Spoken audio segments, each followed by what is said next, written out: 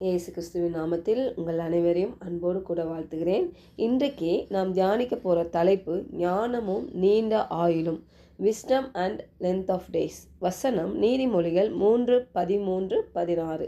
ஞானத்தை கண்டடைகிற மனுஷனும் புத்தியை சம்பாதிக்கிற மனுஷனும் பாக்கியவான்கள். அதன் வலது கையில் தீர்க்காயுசும் அதன் இடது கையில் செல்வமும் கனமும் இருக்கிறது. இந்த ஞானம் என்பது பார்த்திங்கன்னா எபிரேயரில் என்ன சொல்கிறாங்கன்னா ஷாக்மா அப்படின்னா திறமை என்று பொருளாம்.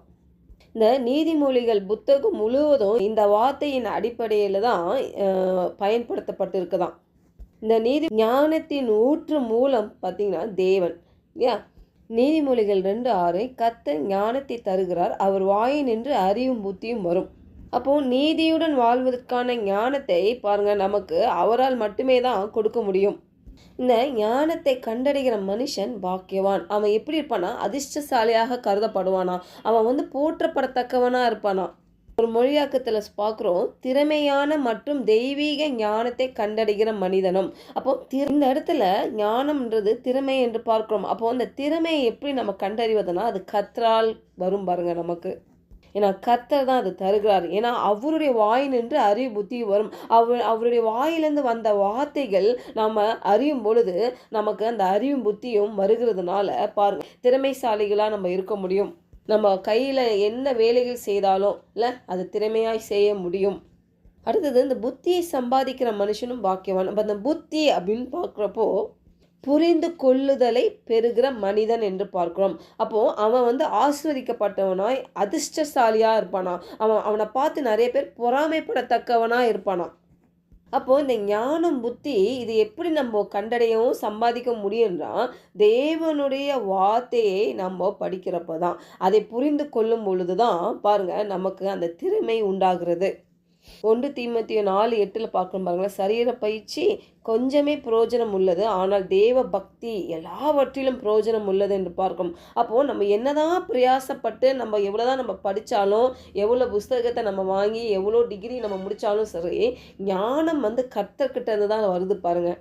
ஏன்னா அந்த புக்கை படிக்கிறதுக்கு ஒரு திறமை வேணும். அந்த திறமை யார் கொடுக்குறதுன்னா தேவன் தான் கொடுக்குறாரு. அதனால தான் பார்க்குறோமாங்க, எவ்வளோ நம்ம கஷ்டப்பட்டு முயற்சி பண்ணாலும் அது பிரயோஜனம் இருக்காது. ஏன்னா தேவ பக்தி தான் எல்லாவற்றிலும் பிரயோஜனம் உள்ளது. அந்த தேவ பக்தி என்பது ஆவிக்குரிய பயிற்சி.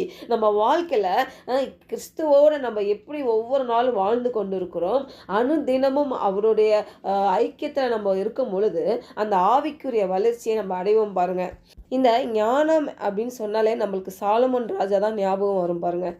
இந்த 1 ராஜாக்கள் 3ஆம் அதிகாரத்தை நீங்கள் படித்து பார்த்தீங்கன்னா தெரியும் பாருங்களேன். கர்த்தர் சாலமோனுக்கு கேட்குறாரு சொப்பனத்தில், உனக்கு என்ன வேணும் என்கிட்ட கேளுன்னு கேட்குறப்போ அவர் சொல்கிறாரு 1 ராஜாக்கள் 3:9 ஆகையால் உமது ஜனங்களை நியாயம் விசாரிக்கவும் நன்மை தீமை இன்னதென்று வகையறுக்கவும் அடியனுக்கு ஞானமுள்ள இருதயத்தை தந்தரலும் அப்படின்னு கேட்குறாரு. இந்த ஜனங்களை நான் நியாயம் விசாரிக்க எனக்கு ஞானம் வேணும் என்று கேட்குறாரு பாருங்க. எவ்வளோ கரெக்டாக கேட்குறாரு பாருங்க. அவர் தேவனே ஆச்சரியப்படுறாரு பாருங்க. அவர் சொல்கிறார் பாருங்க, நீ நீடித்த நாட்கள் கேட்கல, ஐஸ்வர்யத்தை கேட்கல, உன் சத்துருக்களின் பிராணனை கேட்கல, ஆனால் நீ இந்த காரியத்தை கேட்டதுனால நீ நியாயம் விசாரிக்கிறதுக்கு ஏற்ற ஞானத்தை உனக்கு நீ வேண்டி கொண்டபடினால் உன் வார்த்தைகளின்படி நான் செய்வேன். ஞானமும் உணர்வுள்ள இருதயத்தை உனக்கு தந்தேன், கேளாத ஐஸ்வர்யத்தையும் மகிமையும் உனக்கு தந்தேன். உன் நாட்களில் இருக்கிற ராஜாக்களில் ஒருவனும் உனக்கு சரியானவன் இருப்பதில்லை என்று பார்க்கிறோம். அது மட்டும் இல்லை, 1 ராஜாக்கள் 3:14 பாருங்களேன். உன் தகப்பனாகிய தாவீது நடந்தது போல நீயும் என் கட்டளைகளையும் என் நியமங்களையும் கை கொண்டு என் வழிகளில் நடப்பாகில் உன் நாட்களையும் நீர்த்திருக்க பண்ணுவேன் என்றார். அப்போது இந்த இடத்துல ஒரு கட்டளையை வைக்கிறார். என்னன்னா, நீ அப்போ நடந்தது போல நீ என் கட்டளைகளையும் நியமங்களையும் நீ கை கொண்டினா, அந்த நியாயப்பிரமாணத்தை நீ கை கொண்டினா நீ உன் நாட்களையும் நீ நீடித்திருக்க பண்ணுவேன் என்று சொல்லுகிறார். ஆனால் இன்றைக்கு நீங்களும் நானும் இந்த புதிய உடன்படிக்கையின் கீழ் இருக்கிறதுனால பாருங்க, இயேசு கிறிஸ்து மரித்து 3ஆம் நாள் உயிர்த்து பாருங்க நமக்காக ரத்தம் சிந்தி மீட்டெடுத்து அவருடைய புத்திரர்களாய் நம்மளை வைத்திருக்கிறாரு. இன்றைக்கு அந்த இயேசு கிறிஸ்து பிதாவின் வலது பார்சத்தில் இருந்து அவர் நம்முடைய ஞானமாகவும் நாம் இயேசுவை பெற்றிருக்கிறோம் பாருங்க. சிலுவையில் அவர் செய்து முடித்த கிரியையினால் ஞானத்தின் 2 கரங்களினாலும் நம்ம ஆஸ்வதிக்கப்பட முடியும் பார்க்கிறோம். அப்படின்னா இதனுடைய பொருள் என்னன்னா, செல்வமும் கனமும் கனமும் அத்துடன் நீண்ட ஆயுளும் நமக்கு ஊறியவை என்று நாம் பார்க்கிறோம். அவருடைய ஈவுனால நம்ம அதை பெற்றிருக்கோம் பாருங்க. நமக்கு அந்த ஐஸ்வர்யமும் செல்வமும் கனமும் தீர்க்க ஆயுசும் பாருங்க நமக்கு கொடுத்திருக்கிறார். கிறிஸ்துவே நமக்குள்ள வாழ்ந்து கொண்டு இருக்கிறார் பாருங்க. அப்போ இன்றைக்கு நம்ம சுதந்திரிக்கணும் பாருங்க. நாம் சேவிக்கும் அந்த தேவன் எவ்வளவு மகத்துவமானவராக இருக்கிறார், சர்வ வல்லவராக இருக்கிறார், ஞானம் உள்ளவராக இருக்கிறார். அவர் வாயிலிருந்த அறிவு புத்தியும் பெற்றுக்கொண்டு நாம் இந்த பூமியில வெற்றி சிறப்போம். ஜெபிக்கலாம். பரலோக தகப்பனே, இந்த காலை வேளையில் எங்களோடு இடைப்பட்டதுக்காக உமக்கு நன்றி செலுத்துகிறோம் கர்த்தாவே.